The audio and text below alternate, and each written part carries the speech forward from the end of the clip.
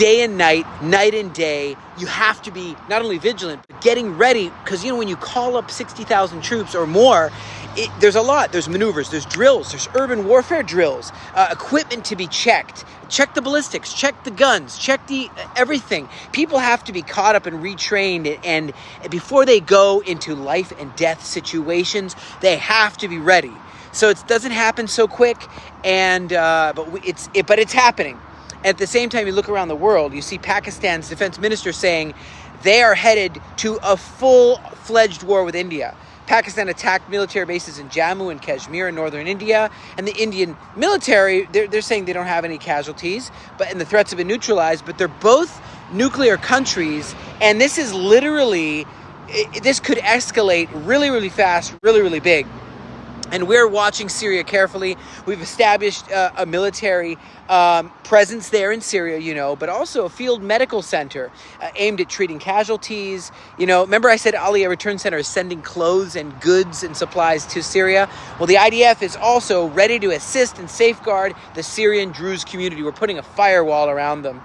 And that's what IDF is saying, that there's treating more than 30 injured Druze, transporting them to Israeli hospitals, making sure that they know they're our guys.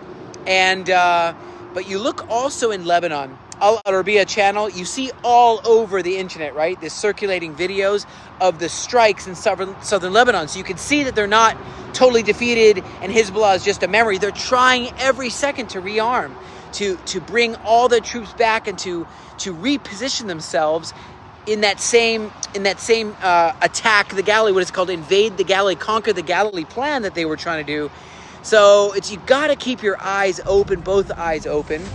Now, what's going on with Iran? People are asking, why are the talks not happening between U.S. and Iran? Again, they got canceled or moved. New satellite images, this was just on Fox News, revealed a secret Iranian nuclear facility, not the one in Arak, not the one in Isfahan, not the one in the Natanz. There's one that's secret under a mountain in the Seman province. And so the Iranian officials have a code name for the facility called the Rainbow Site. And they masked it like it's a chemical production company under the name Diba Energy Siba. But really, it is a nuclear facility. So that is just, the world is just going crazy. Even I wonder, why is it that America stands with Israel? It's because of praying people. It's because of people who read the Word of God, who know God's promises. Without these kind of people, where would the world be? The whole thing would be complete chaos by now. And I'm looking to Judea and Samaria, and I see Judea and Samaria, the heartland of Israel. Some people call it the West Bank mistakenly. It's interesting to see what three-star General William Boykin, former commander in the U.S. Delta Force, and he said, hey, you should annex Judea and Samaria as part of Israel, at least certain parts of it. And he says what we're doing is we're on a time bomb where even there, October 7th could come from within Judea and Samaria. Boykin, this Delta Force guy, he says, hey, it happened once, it could happen again. We need to make sure that a situation isn't left to fester. And, this was the guy who he went to find Osama bin Laden, Saddam Hussein, under President George Bush. And he says, you got to be able to take care of your land. You must stand together and say, we will not accept a two-state solution where you're going to have a festering jihadist military bombs and weapons and troops training to kill us. And when you go to the places that we take people to in the Aliyah Return Center, in the Destiny Experience, we take people to Joshua's altar, overlooking Mount Ebal, to the Joseph's lookout point. That's where he went to. We take people to Alon Moreh, to Psagot, to Itamar, to Har Bracha.